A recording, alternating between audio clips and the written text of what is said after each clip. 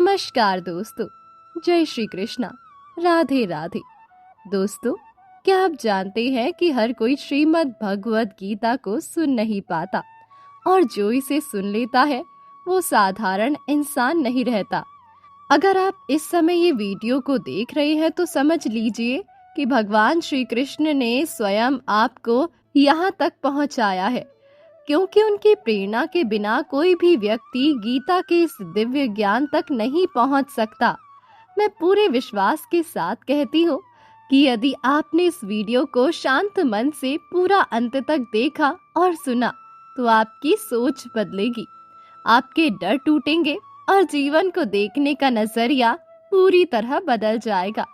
ये कोई साधारण कथा नहीं है, ये वो ज्ञान है जो सबसे बड़े संकट में फंसे इंसान को भी सही मार्ग दिखाता है। मेरा स्वयं का अनुभव कहता है कि यदि आप इस गीता सार को रोज सुबह और रात को सोने से पहले सुनते हैं तो नकारात्मकता अपने आप दूर होने लगती है और मन में शांति भरने लगती है। याद रखिए, जिस प्रकार खुशियां बांटने से बढ़ती है, उसी प्रकार गीता का ज्ञान जितना अधिक लोगों तक पहुंचाया जाता है, उतनी ही अधिक भगवान श्री कृष्ण की कृपा और इस दिव्य ज्ञान की ज्योति आपके जीवन में प्रकाश फैलाती है। आज हम आपके लिए भागवत गीता की एक ऐसी अद्भुत कहानी लेकर आए हैं जिसे सुनने मात्र से आपको वो ज्ञान प्राप्त होगा जो शायद आपको कहीं और नहीं मिला होगा। इस कथा के माध्यम से आप जानेंगे कि भगवान के नाम से मृत्यु तक डर जाती है और जिसकी मृत्यु जहां लिखी होती है उसे वही प्राप्त होती है। कोई भी शक्ति उसे रोक नहीं सकती। इसीलिए दोस्तों, अपने मन में श्रद्धा और विश्वास के साथ जय श्री राधे कृष्णा बोलिए और इस दिव्य कथा को पूरे मन से सुनना प्रारंभ कीजिए। ये कहानी महाभारत और भागवत गीता की है। एक बार एक कौवे की गरुड़ से दोस्ती हो गई। दोनों काफी समय एक दूसरे के साथ गुजारते थे। उनमें मित्रता इतनी गहरी हो गई थी कि आपस में कभी कोई बात नहीं छिपाते थे। एक दिन दोनों एक नदी के किनारे पेड़ पर बैठे बातें कर रहे थे कि तभी एक यमदूत उधर से गुजरा। वो कौवे को देखकर मुस्कुराया। गरुड़ और कौवे ने उस यमदूत को अनदेखा किया और अपनी बातों में लग गए। लेकिन अगले दिन फिर वही हुआ। दोनों बातें कर रहे थे, तभी वही यमदूत फिर उधर से गुजरा। वो फिर कौवे को देखकर मुस्कुराया। इस बार कौवे को कुछ शंका हुई। उसने गरुड़ से कहा कि यमदूत मुझे देखकर कल भी मुस्कुराया था और आज भी वैसे ही मुस्कुराया। कुछ गड़बड़ है, हो सकता है मेरी मृत्यु आने वाली है। गरुड़ ने उसे समझाया कि ऐसा कुछ नहीं है, ये एक संयोग भी हो सकता है, तुम चिंता मत करो। 2-3 दिन ऐसे ही निकल गए। रोज यमदूत कौवे को देखकर मुस्कुराता। अब तो कौवे को यकीन हो गया कि निश्चित ही मेरी मौत नजदीक है। उसने गरुड़ से कहा, मित्र, मैं मरना नहीं चाहता, लेकिन ये यमदूत जरूर 1-2 दिन में मेरे प्राण निकाल कर ले जाएगा। ये रोज ही मुझे देखकर मुस्कुराता है। गरुड़ को भी लगा कि हो सकता है कौवे का शक सही हो। उसने कौवे को धैर्य बंधाया। गरुड़ ने कौवे से कहा, तुम चिंता मत करो मित्र, मैं तुम्हें यहाँ से इतनी दूर ले जाऊंगा कि ये यमदूत तुम्हें दिखाई भी ना दे। गरुड़ ने कौवे को अपनी पीठ पर बिठाया और उस जंगल से हजारों किलोमीटर दूर कैलाश पर्वत पर ले गया। दोनों को अब ये डर नहीं रहा कि यहाँ कोई उन्हें परेशान कर सकता है। लेकिन वे जैसे ही कैलाश पर्वत पर पहुंचकर एक गुफा तक पहुंचे, वहां यमदूत पहले से ही मौजूद था। उसने कौवे को देखते ही उस पर पाश फेंक कर उसके प्राण निकाल लिए। गरुड़ देखता रह गया। उसने यमदूत से पूछा, तुमने इसे क्यों मारा? यमदूत ने कहा कि इसकी मौत इसी समय लिखी थी, इसीलिए इसके प्राण निकाल लिए। गरुड़ ने फिर पूछा, तो फिर तुम इसे देखकर उस जंगल में मुस्कुराते क्यों थे?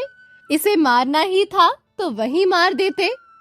यमदूत ने जवाब दिया, इसकी मौत कैलाश पर्वत पर ही लिखी थी, लेकिन 4-5 दिन पहले इसे उस जंगल में देखकर मुझे आश्चर्य हो रहा था कि ये इतने कम समय में वहां पहुंचेगा कैसे, क्योंकि इसके पंख भी छोटे हैं और ये लंबी उड़ान भी नहीं भर सकता। तो हजारों योजन दूर कैलाश तक ये पहुंचेगा कैसे? यही सोचकर मैं रोज मुस्कुराकर गुजर जाया करता था। लेकिन भाग्य देखो, तुम इसके परम मित्र ही इसे यहाँ तक इतने कम समय में ले आए। तो दोस्तों, जीवन और मृत्यु भाग्य की ही तो बात है। इससे कहीं भी छिपा या बचा नहीं जा सकता। जब तक जिंदगी है तब तक कोई आपको नहीं मार सकता, लेकिन अगर मृत्यु निकट हो तो कोई कोशिश आपको बचा नहीं सकती। तो दोस्तों, मौत से डरना या घबराना नहीं चाहिए। बस सुबह और शाम भगवान का ध्यान करना चाहिए। भगवान ही हर जगह हमारी मदद करते हैं, क्योंकि भगवान का स्मरण करने से मौत भी टल जाती है। इससे जुड़ी एक बहुत ही रोचक और प्यारी कहानी हमें गीता में मिलती है। कन्नौज में एक दासी पति ब्राह्मण रहता था। उसका नाम अजामिल था। यह अजामिल बड़ा शास्त्रज्ञ था। शील, सदाचार और सद्गुणों का तो वो खजाना ही था।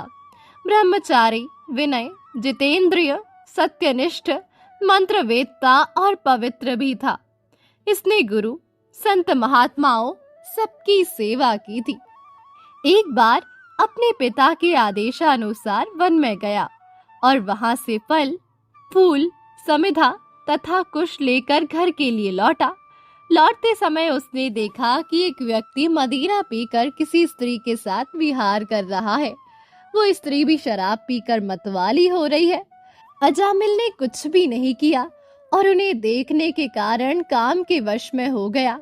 अजामिल ने अपने मन को रोकने की बहुत कोशिश की, लेकिन नाकाम रहा।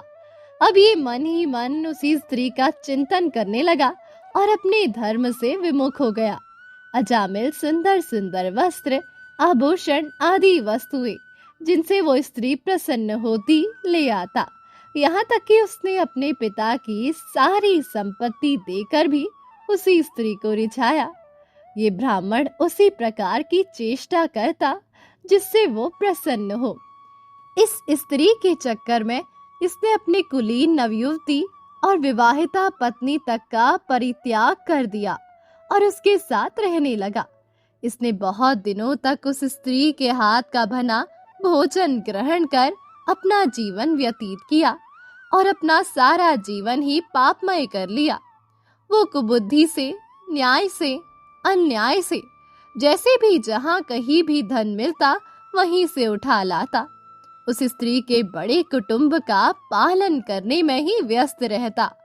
चोरी से, जुए से और धोखाधड़ी से अपने परिवार का पेट भरता था। एक बार कुछ संत इसके गांव में आए।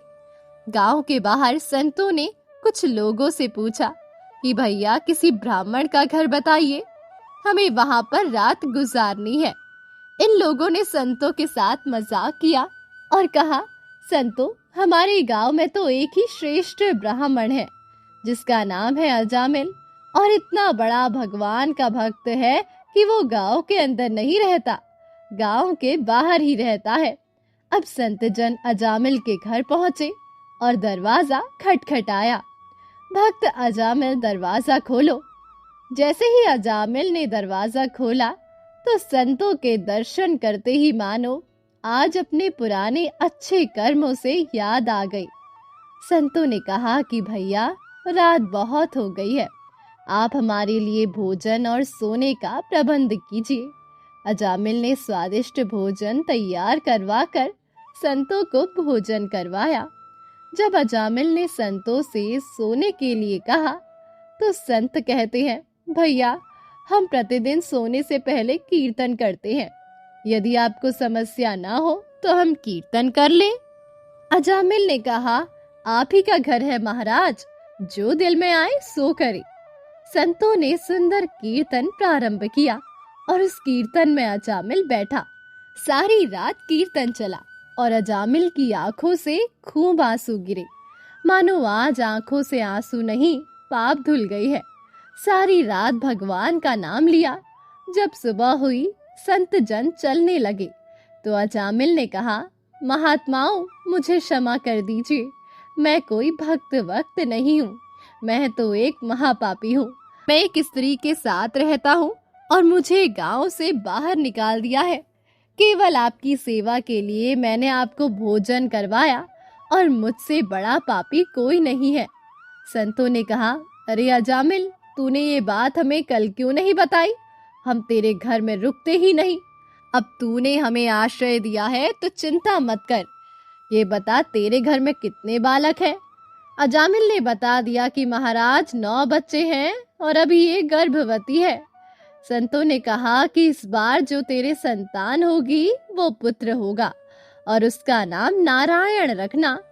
जा, तेरा कल्याण हो जाएगा। संत जन आशीर्वाद देकर चले गए। समय बीता और उसके पुत्र हुआ। उसका नाम रखा नारायण। अजामिल अपने नारायण पुत्र में बहुत आसक्त था। अजामिल ने अपना संपूर्ण हृदय अपने बच्चे नारायण को सौंप दिया था। हर समय अजामिल कहता था, नारायण, भोजन कर लो, नारायण, पानी पी लो, नारायण, तुम्हारी खेलने का समय है, तुम खेल लो। हर समय नारायण नारायण करता रहता था। इस तरह 88 वर्ष बीत गए। अजामिल अब बूढ़ा हो गया था। उसे इस बात का पता ही नहीं चला कि मृत्यु मेरे सर पर आ पहुंची है। अब वो अपने पुत्र बालक नारायण के संबंध में ही सोचने विचारने लगा। इतने में ही अजामिल ने देखा कि उसे ले जाने के लिए अत्यंत भयानक 3 यमदूत आए हैं।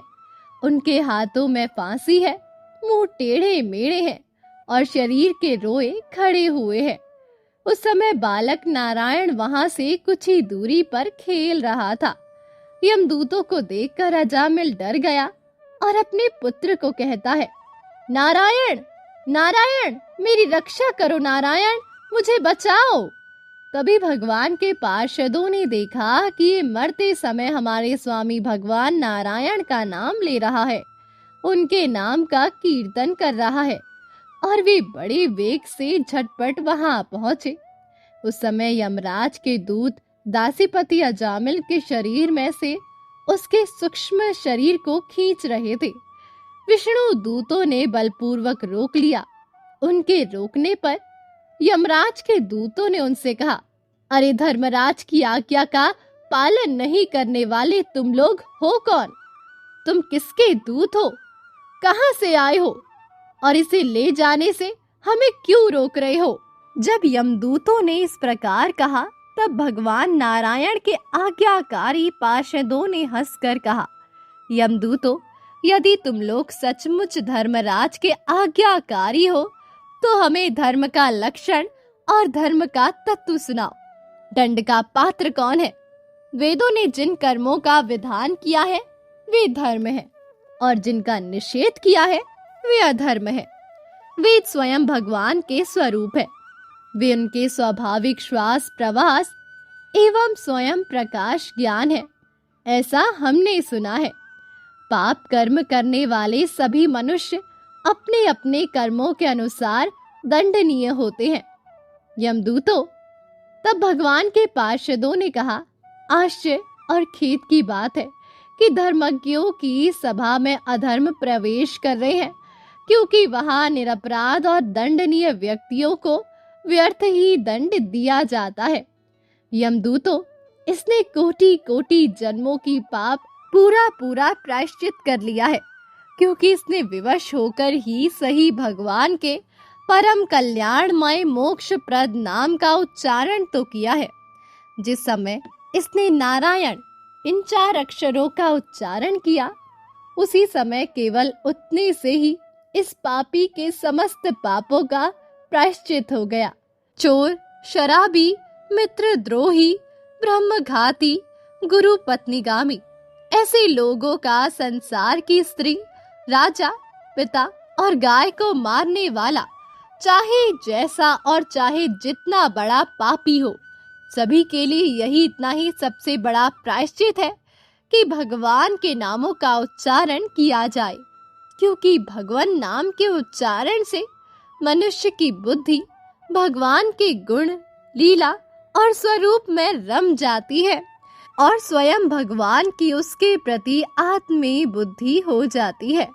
सारे तुम लोग अजामिल को मत ले जाओ, इसने पापों का प्रायश्चित कर लिया है, क्योंकि इसने मरते समय भगवान के नाम का उच्चारण किया है। इस प्रकार भगवान के पार्षदों ने भागवत धर्म का पूरा निर्णय सुना दिया और अजामिल को यमदूतों के पास से छुड़ाकर मृत्यु के मुख से बचा लिया। भगवान की महिमा सुनने से अजामिल के हृदय में शीघ्र ही भक्ति का उदय हो गया।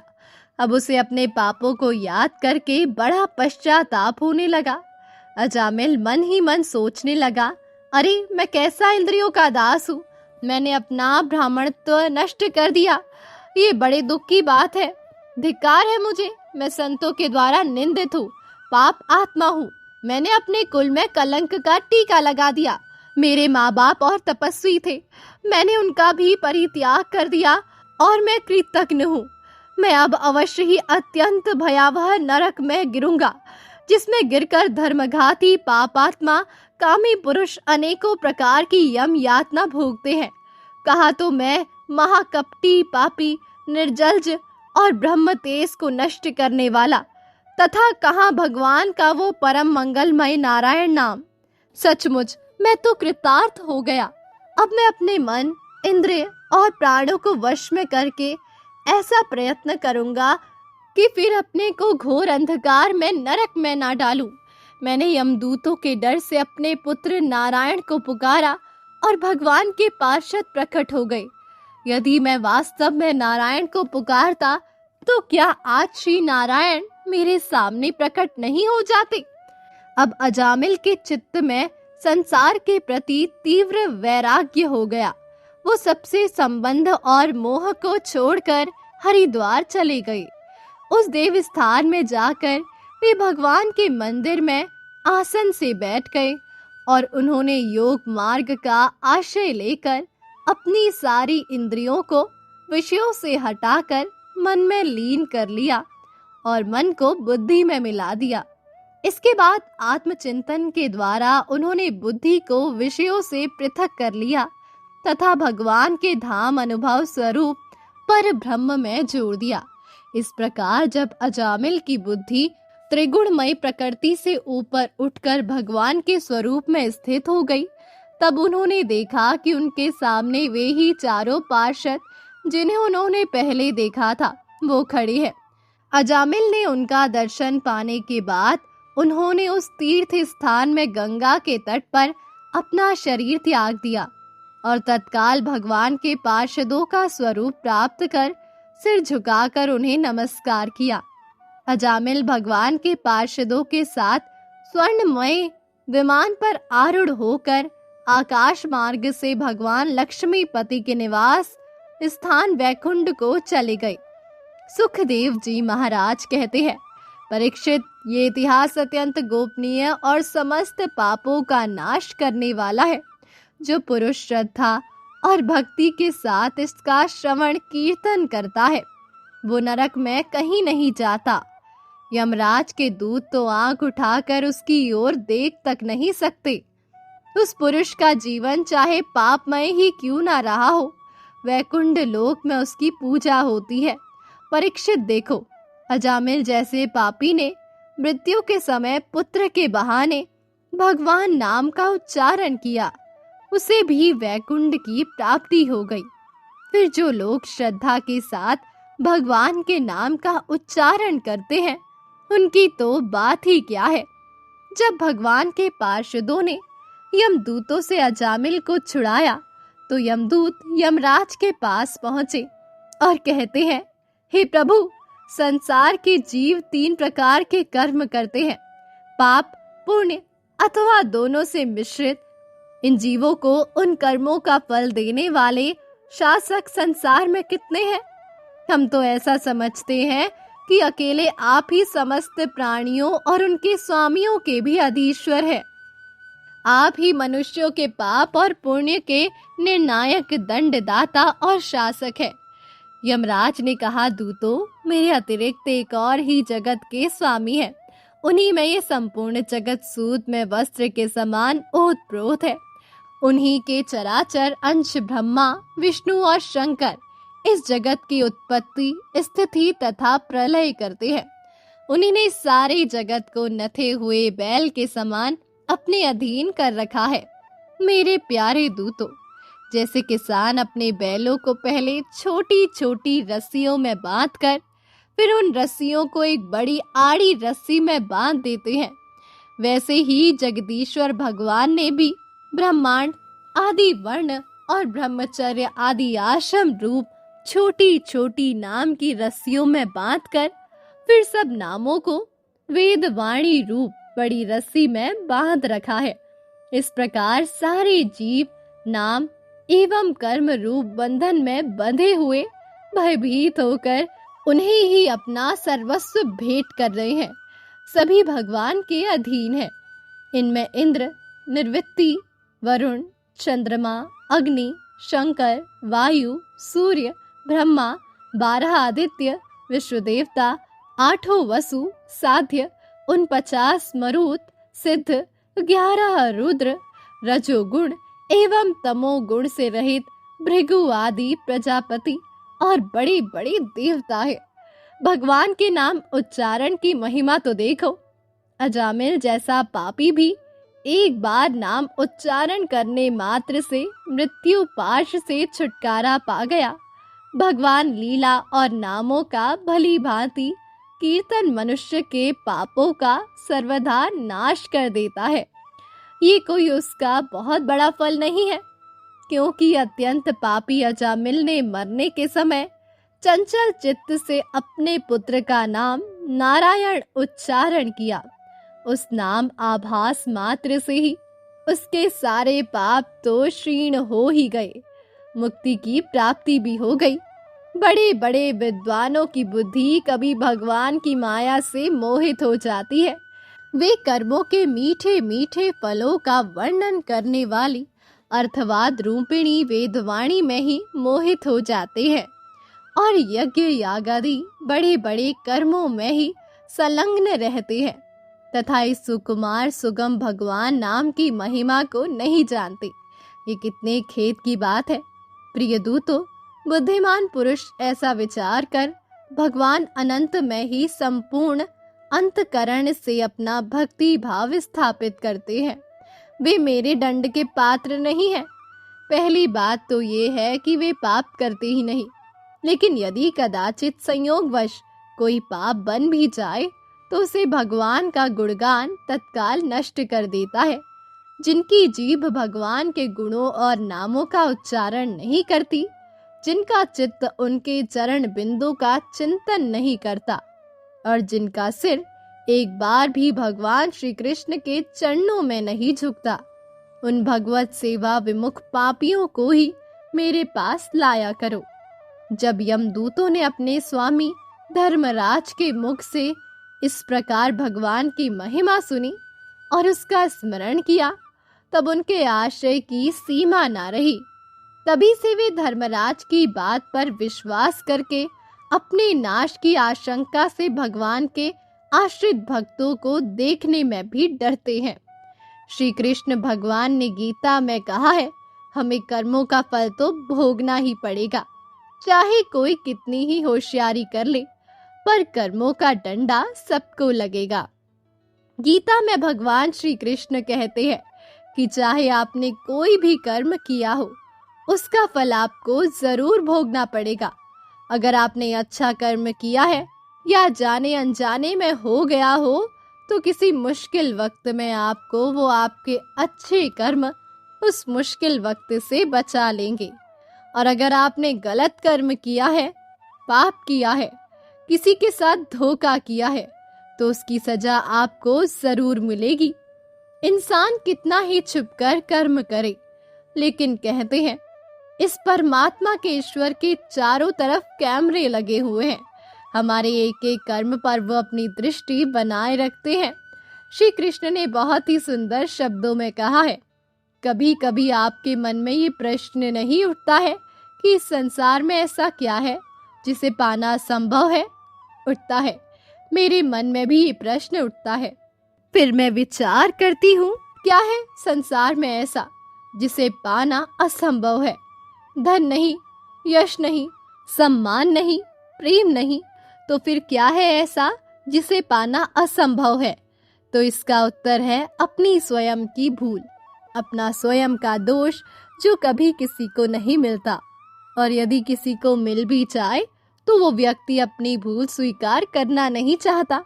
किंतु जो व्यक्ति अपनी भूल स्वीकार करता है या अपना दोष स्वीकार करता है, संसार में कुछ भी पाने के लिए कोई उसके सामने कोई भी बाधा नहीं रहती। इसीलिए आत्मविश्वास अवश्य रखे, प्रयास करते रहे कि आपसे कोई भूल ना हो, किंतु आत्म मंथन भी, और यदि आपसे कोई भूल भी हो जाए तो उसे स्वीकार करें, उसे सुधारने का प्रयास करें। आपका जीवन अधिक आनंदमय हो जाएगा। श्री कृष्ण ने कहा है कि हम व्यक्ति एक कठपुतली है जो कि आते हैं इस दुनिया में और चले जाते हैं। उसके ना तो आने का समय निश्चित रहता है और ना ही जाने का समय निश्चित रहता है। एक सीमित सीमा के लिए आते हैं और इस दुनिया से चले जाते हैं। इस बात को श्री कृष्ण अपनी इन पंक्तियों में कहते हैं कि व्यक्ति मिट्टी से ही बना है और वो मिट्टी में मिल जाता है, उसका अस्तित्व सिर्फ इतना ही है। इसीलिए व्यक्ति को लोभ लालच की भावना नहीं रखनी चाहिए, क्योंकि ना तो वो कुछ लेकर आता है और ना ही वो कुछ लेकर चला जाता है। वो जिंदगी भर काम करता है दूसरों के लिए और मरने के बाद वो दूसरों के लिए ही सब कुछ छोड़ जाता है। इसीलिए हमें लोभ लालच की भावना छोड़कर सदाचार की भावना अपना लेनी चाहिए, क्योंकि इसी में सारे जगत की भलाई है। श्री कृष्ण कहते हैं, इस दुनिया के लोगों की यही परेशानी है कि वो किसी न किसी बात को लेकर चिंतित रहते हैं और दूसरों की जिंदगी पर नजर डालते हैं और देखते हैं उनकी जिंदगी कितनी आसान है, कितनी अच्छी है, पर वो अपनी जिंदगी की बुराई करते हैं, चिंता करते रहते हैं। हर व्यक्ति को जीवन में किसी न किसी बात की चिंता परेशानी रहती है, पर उसे अपनी जिंदगी कभी अच्छी नहीं लगती। उसे दूसरों की जिंदगी अच्छी लगती है, उसी पर उसकी नजर रहती है। हमें चिंता छोड़कर ध्यान रखना चाहिए कि जीवन में जो कुछ भी होगा अपने निश्चित समय पर ही होगा। उस पर हमारा कोई हाथ नहीं है, ये हमारे हाथ में नहीं है। इसीलिए चिंता छोड़कर हमें अपने कर्म पर ध्यान देना चाहिए, क्योंकि अगर काम अच्छा होगा तो सब अच्छा होगा। इसीलिए चिंता छोड़कर धैर्य रखो, जो होना है वो होकर रहेगा। इसमें ना कुछ हम कर सकते हैं और ना ही हम कुछ कर पाएंगे, ये हमारे हाथ में नहीं है। इसीलिए अपने कर्म पर केंद्रित रहे, उसी से जीवन का निर्माण और विनाश होगा। श्री कृष्ण कहते हैं, जीवन में कुछ पाना हो तो सोच और कर्म बड़े आवश्यक होते हैं, किंतु क्या केवल सोच से, क्या केवल कर्म करने से आपको सफलता प्राप्त होगी? नहीं, कुछ लोग सोचते रह जाते हैं और कर्म नहीं कर पाते और इसी कारण से उन्हें सफलता प्राप्त नहीं होती। कुछ लोग बिना सोचे समझे कर्म करते रह जाते हैं, उन्हें भी सफलता प्राप्त नहीं होती। स्मरण रखिएगा, वृक्ष को काटना हो तो कुल्हाड़ी के लगातार प्रयास करने के साथ ही कुल्हाड़ी किस दिशा में मारी जानी चाहिए, इसका ध्यान रखना पड़ता है। सोच और कर्म, इनका ठीक से सम्मिश्रण करेंगे तो अवश्य ही सफलता मिलेगी। श्री कृष्ण ने क्या खूब कहा है, आत्मा अमर है। ये हमारा देह एक रेत के समान है जो आखिरकार मिट्टी में मिल ही जाता है, पर हमारी आत्मा अमर है। ना इसका कोई अंत है, ना इसका कोई मरण है। हमें कोई भी हमारे शरीर को मार सकता है, पर हमारी आत्मा को नहीं मार सकता। वो कभी मरता ही नहीं है, व्यक्ति को कभी मारा नहीं जा सकता। इस बात को श्री कृष्ण अपनी भागवत गीता की बातों में बताते हैं कि व्यक्ति कभी मरता नहीं है, उसका शरीर मर जाता है पर आत्मा हमेशा के लिए जिंदा रहता है। श्री कृष्ण कहते हैं, आप खुद ही अपने जीवन के निर्माता है, आप जैसा बीज बोएंगे वैसा ही फल काटेंगे। आप जितना परिश्रम करेंगे आप उतना ही अच्छा परिश्रम का परिणाम पाएंगे। आप जीवन में जो स्थान की चाह रखते हैं उस स्थान पर सिर्फ आप एक ही तरीके से पहुंच सकते हैं, वो जरिया है आपकी मेहनत। आप जितनी ज्यादा मेहनत करके आप अपना अच्छा प्रस्तुत करेंगे उतना ही अच्छा आप पाएंगे। आप खुद अपने जीवन के निर्माता हैं। आप अपने जीवन को बना सकते हैं, बिगाड़ भी सकते हैं, पर लाखों लोग अपने जीवन में कुछ ऐसी आदतों को अपना लेते हैं जिससे वो अपनी राह कभी खोज नहीं पाते। वो रास्ते से भटक जाते हैं। हर एक व्यक्ति बड़े बड़े स्थान अपने जीवन में चाहता है, पर वो उसके लिए काम नहीं करता है और इसका परिणाम वो कुछ नहीं बन पाता। आपको अगर अपने जीवन में कुछ करना है तो आपको अपने जीवन का निर्माता बनना खुद पड़ेगा, उसे निर्माण करना पड़ेगा। जब तक आप नहीं सीखते तब तक आप जीवन में कुछ नहीं कर सकते। इसीलिए श्री कृष्ण कहते हैं कि आप अपने जीवन में स्वयं ही निर्माता हैं। इसलिए आप अपना ज्यादा समय अपने कामों को करने में ही निकालें।